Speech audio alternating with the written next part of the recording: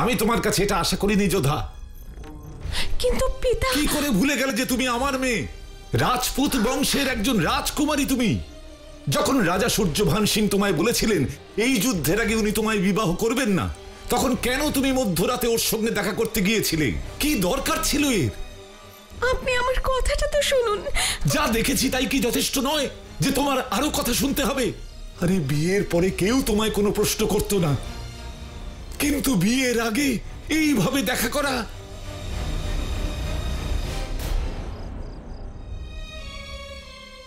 রাজা সূর্যভান সিংকে তো আমি কিচ্ছু বলতে পারবো না, জামাই বলে সম্বোধন করেছি তাকে। ইচ্ছে করছে গলা টিপে মেরে ফেলি। তাহলে মেরে ফেলুন পিতা, কিন্তু একবার আমার কথাটা তো শুনুন। আমরা দুজন দুজনের নামের চিঠি পেয়ে ওখানে গিয়েছিলাম পিতা, আর যখন ওখানে পৌঁছই তখন বুঝতে পারি সবকিছু মিথ্যে। কেউ আমাদের সঙ্গে মজা করেছিল অথবা কোনো ষড়যন্ত্র হয়েছে পিতা।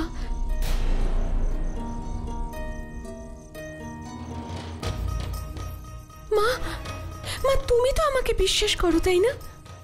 না, আজ তোমার কোনো কথা শুনতে ইচ্ছে করছে না আমার যোধা। তোমারও কি মনে হয় যে বিয়ে না করার ঘোষণা করার পরেও আমি ওখানে? তুমি তো গিয়েছিলে ওখানে, কি হলো বলো?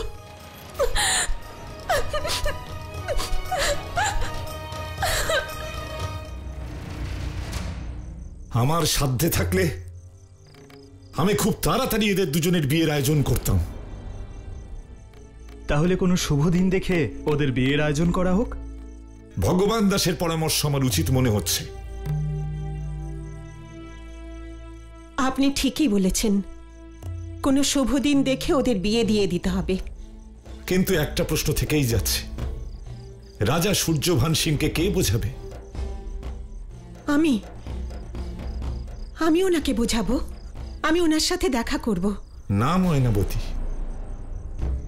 একজন রানীকে এই কাজ শোভা পায় না। কিন্তু মায়ের তো শোভা পায়, বিশেষ করে যখন তার মেয়ের জীবনের প্রশ্ন। ময়নাবতী ঠিকই বলেছে ভারমল, ওকে সূর্যভানের কাছে যেতে দাও, ওকে কথা বলতে দাও। তাছাড়া পুরুষেরা নারীদের কথা অমান্য করতে পারে না। আপনি যেমন বলবেন মা।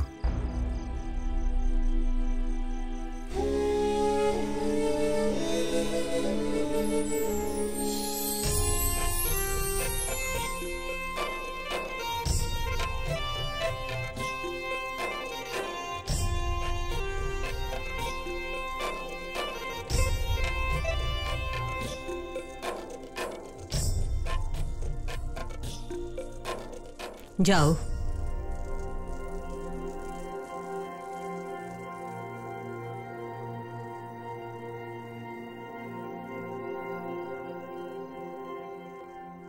বাবা সূর্যভান,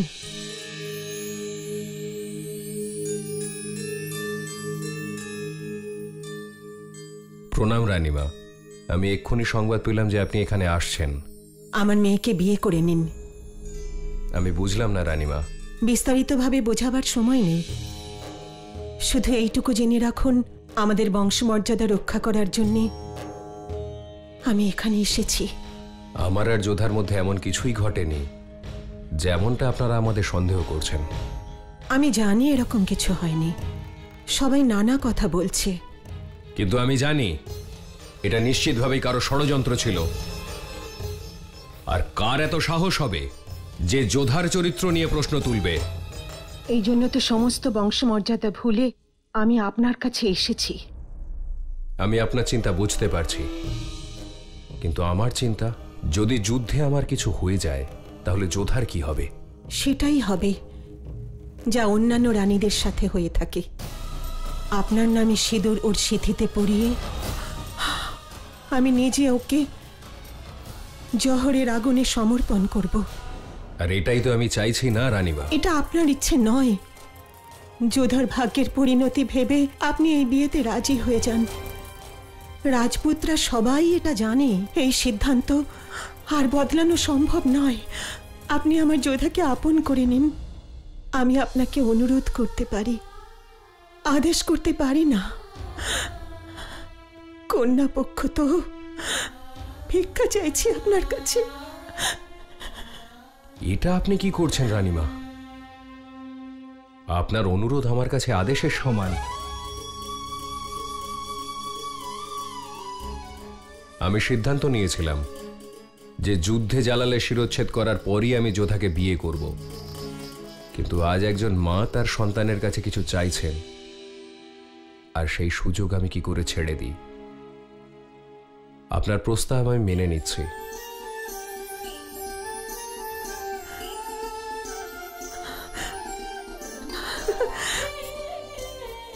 আপনার পিতামাতাকে আমাদের তরফ থেকে অভিনন্দন জানাবেন।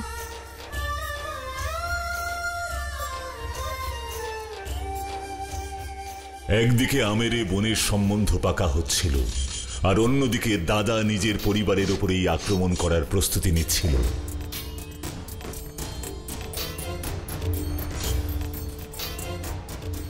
চালাও তোমাদের তরোয়াল, সর্বশক্তি প্রয়োগ করো। যতক্ষণ সৈন্যবাহিনী দুর্বল থাকে ততক্ষণ রাজার যুদ্ধ জেতা অসম্ভব।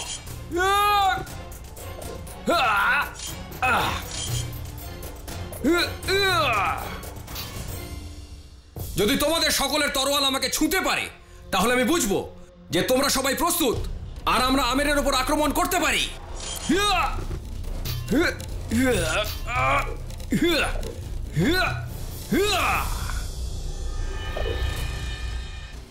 আমার কথা শুনুন, আপনি একজন দক্ষ যোদ্ধা, আপনাকে পরাজিত করা দুরস্থ, আমরা আপনাকে স্পর্শও করতে পারবো না। প্রত্যেক যোদ্ধার মধ্যে সম্পূর্ণ সেনাবাহিনীর মুখোমুখি হবার সামর্থ্য থাকা উচিত। আমি চাই যে আমার সমস্ত যোদ্ধা সুজামল হয়ে উঠুক। দেখুন, আপনার মতন কেউ তরোয়াল চালাতে পারলেও তার এতটা ক্ষমতা কোথায় যে ক্ষমতা আপনি আমেরের জন্য দেখাতে পারেন?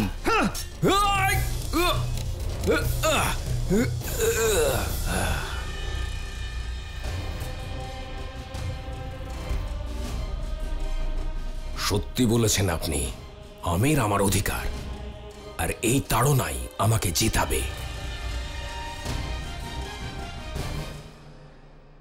রাজকুমারের জয় হোক। একটা অত্যন্ত গুরুত্বপূর্ণ সংবাদ আছে। কি হয়েছে? কেল্লার ওই প্রান্তে কিছু মুঘল অশ্বারোহীকে দেখতে পাওয়া গেছে। ওদেরকে তাড়া করতে গিয়ে দেখতে পেলাম মুঘল সুবেদার শরীফুদ্দিন আক্রমণ করার জন্য ফাঁদ পেতেছে। ওরা যে কোনো সময় আক্রমণ করতে পারে। শরীফুদ্দিন? হ্যাঁ রাজকুমার, মোগল সৈন্যদের সবচাইতে সাহসী নায়ক শরীফুদ্দিন, যে এখনো পর্যন্ত একটা যুদ্ধেও হারেনি, যাকে বলা হয় শাহেনশাহ জালালের ডান হাত। কত সৈনিক হতে পারে? অন্তত পক্ষে 12,000। মনে হচ্ছে ভগবান আমার ইচ্ছে পূরণ করতে চলেছেন।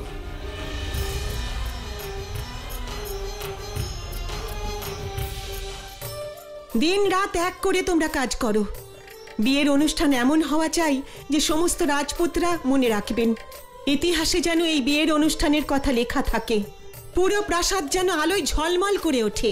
স্বর্ণকারকে বলো গয়না এমন বানাতে যা আগে কখনো কেউ দেখেনি। মহামন্ত্রীকে বলো সমস্ত রাজপুত রাজাদের আমন্ত্রণ জানাতে, কেউ যেন বাদ না যান। ময়নাবতী, তোমাকে খুশি দেখাচ্ছে খুব। কেন হব না মা? মায়ের জীবনের এটা সব থেকে সুন্দর মুহূর্ত।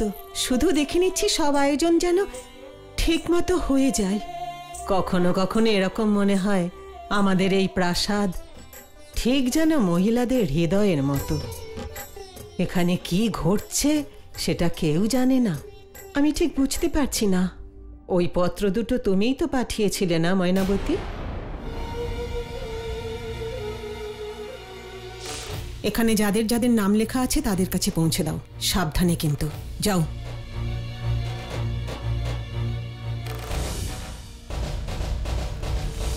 চলো। তুমি চাও এই যুদ্ধের পূর্বে যোধার আর সূর্যভানের বিয়েটা হয়ে যাক, তাই না? তুমি কেন এটা চাইছো সেটা আমি জানি না, আর জানতে চাইও না। কিন্তু আমি খুব খুশি হয়েছি ময়নাবতী। কথায় আছে প্রাসাদের রানীরা গয়না বানায়, কন্যাদের বিবাহ দেয়, স্বামী যখন খেতে বসে পাখার বাতাস করে। কিন্তু ময়নাবতী, তোমার কাজে আমি খুব খুশি হয়েছি। আমার খুব ভালো লেগেছে।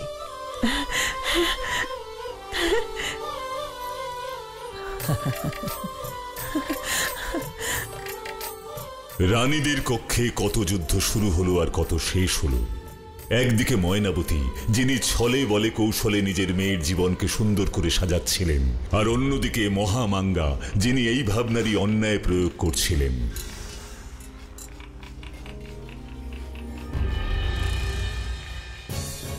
ঠিক করে দেখে চলতে পারো না?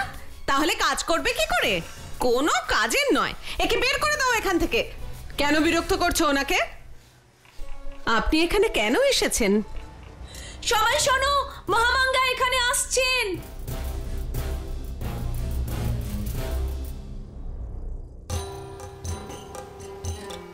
আদাব।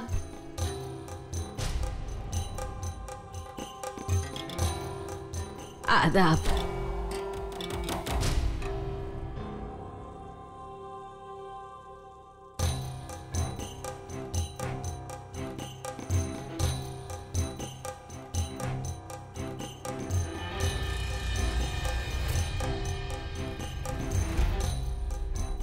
একে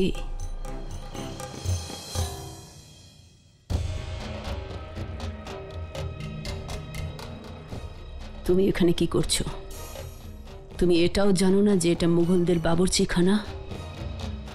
এখানে তোমার মতো বিধর্মীদের প্রবেশ নিষেধ। কেন এসেছো এখানে?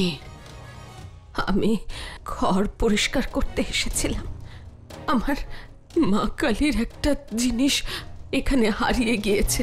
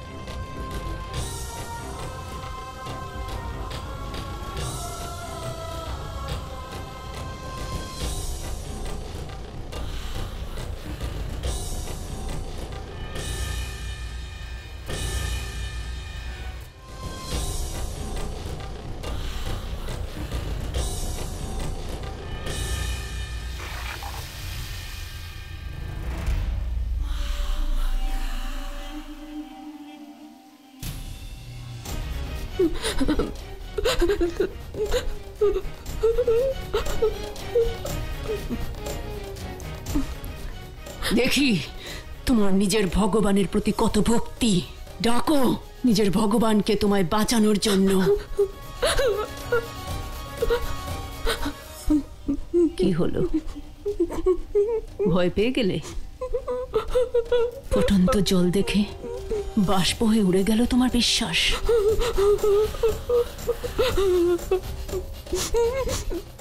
তোমার প্রাণের ভয় নিজের ভগবানের থেকেও বেশি জোরালো। হুজুরে আলিয়া জয় হোক। হুজুরে আলিয়া, আমি তো আপনাকে সব হারেমে খুঁজে খুঁজে একদম ক্লান্ত হয়ে গেলাম। একটা খুবই দরকারি কথা ছিল আপনার সঙ্গে। বৈরম খান জাহিরকে বন্দি করেছে, তাই তো? আপনিও না কখনো একটা নতুন কথা বলবার সুখটুকুও দেন না। সবই তো আগে থেকে আপনার জানা থাকে। কিন্তু তুমি এখনো জানো না যে কখন কোথায় কোন কথাটা বলা উচিত। আমি বলছিলাম কি, এই জাহির হলো সেই লোক হুজুরে আলা যার চোখটাকে উপড়ে নিয়েছিল। আর এইবার যদি আপনি ওকে ছাড়িয়ে নেন তাহলে শাহেনশাহ আপনার উপর খুব খুশি হবেন। এবার তুমি আমায় শেখাবে যে দান কিভাবে চালতে হয়। তওবা তওবা, আমি কি করে আপনাকে শেখাবো? আপনি তো শুরু থেকেই ব্যাপারটা জানেন।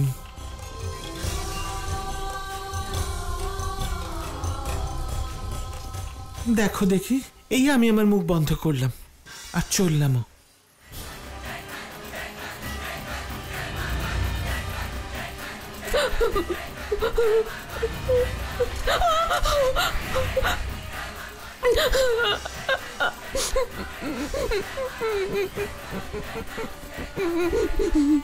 এই মলমটা লাগিয়ে নিন, তাহলে আপনি একটু আরাম পাবেন।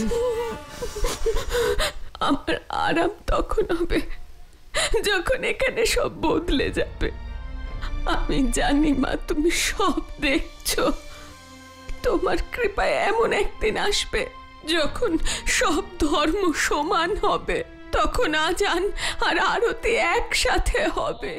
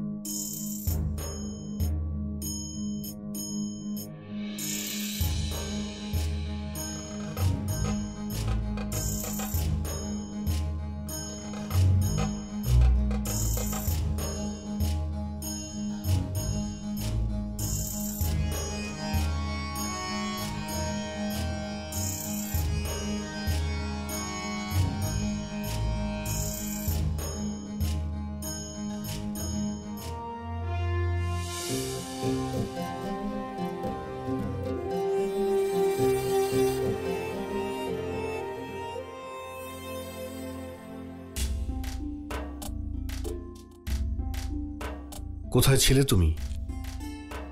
আমি অনেকক্ষণ ধরে তোমার জন্য অপেক্ষা করছি। তুমি তো দেখছি একজন শাহিনশার থেকে বেশি ব্যস্ত।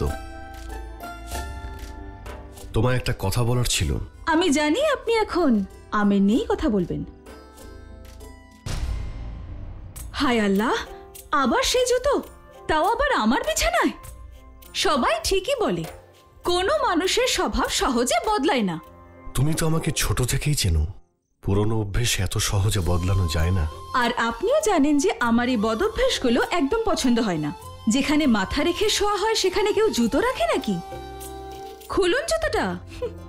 তার মানে আমার প্রতীক্ষার থেকে তোমার কাছে এই চাদরের মূল্য অনেক বেশি, তাই না?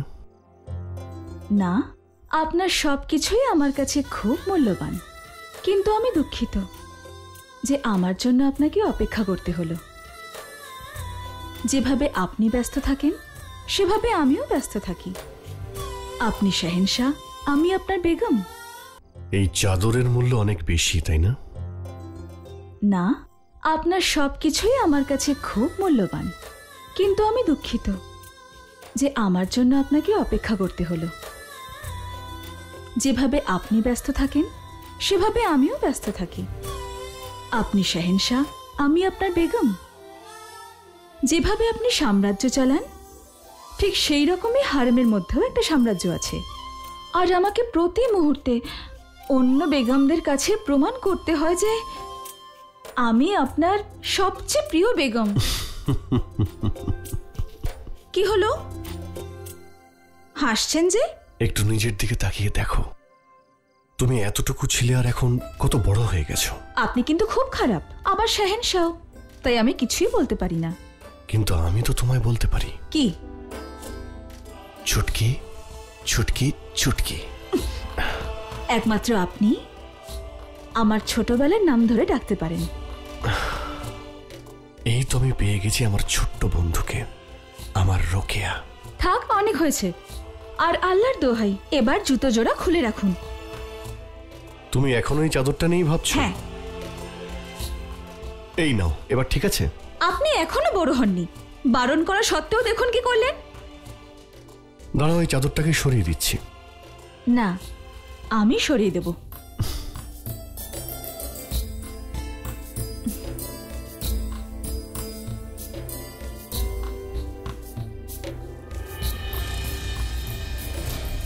কে কে ওখানে?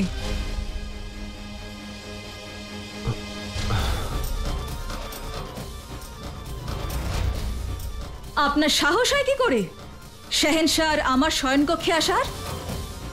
কি হলো রোকেয়া? কিছু না, নিশ্চয়ই কোনো দাসী হবে।